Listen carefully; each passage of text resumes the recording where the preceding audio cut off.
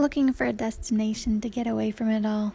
No cars, no trucks, no motorcycles. Just you, nature, and hundreds of bicycles. Oh, and a few dozen horses. Then Mackinac Island is the place for you.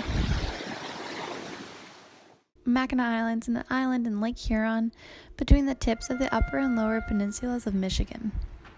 Throughout history, it's been home to the Ottawa, a center of fur trade, battle site, and tourist attraction. The island is only accessible by boat, either private or one of the ferries, although small planes are an additional option. Since 1898, no motorized vehicles are allowed on the island, although you will see the exception for emergency and disability vehicles. This means transportation on the island is limited to foot, bicycle, or horse.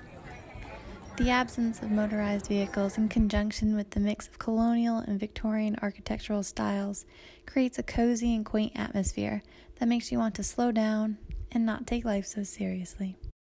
For most, ferry will be the transportation of choice to get you to the island, Sheplers and Starline being the two services. They run roughly between April and October. The ferry ride will be a 15 to 30 minute ride, leaving either from Mackinac City or St. Ignace. I took Sheplers and timed it so I could take the cruise that toured the Mackinac Bridge, which I highly recommend. It's just an extra 5 to 10 minutes to marvel at the mighty Mac. As you near the island, you will first see a grand white building that happens to be the aptly named Grand Hotel. A few more houses are seen to dot the island as you're brought into harbor and dropped off in the heart of town to begin your relaxing vacation.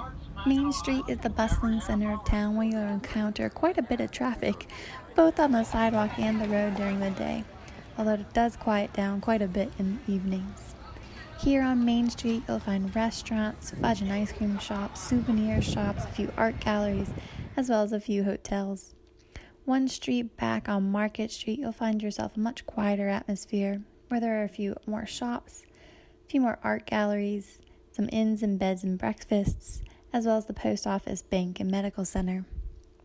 I started my trip off by roaming these two streets and getting my bearings before grabbing a yummy chicken salad from Dowd's Market and having a picnic at Marquette Park. Here you'll find benches scattered across the large green so you can sit and take in the town and lake below you. Relaxation is key on the island. I spent 2 of my days on the island just walking and biking, taking in the breathtaking views of the lake, quaint charm of the 1700 and 1800 era buildings, and the beautiful flowers throughout the town. They are known for their lilacs and have a lilac festival every year. You'll also find natural wonders such as arched rocks as well as some limestone caves. If you're not wanting to walk or bike, you can take horse-drawn tours or taxis. You can also even rent a horse or even a horse and carriage to direct on your own. With just 4 square miles of land, I was amazed by all the places and secret hideaways to explore. While I didn't stay at the Grand Hotel, I had to see the place that boasts the longest porch in the world at 660 feet long. The Grand, with an ice cream parlor, afternoon tea, buffet meals, bocce ball, golf, tennis, pool, croquet, live music. They have a lot to offer. Prices at the Grand are grand, with the least expensive rooms hovering around $400 per night. For non-guests wishing to explore the grounds, there is a $10 admission fee, and for all guests and visitors, there is a dress code in the evening to be aware of.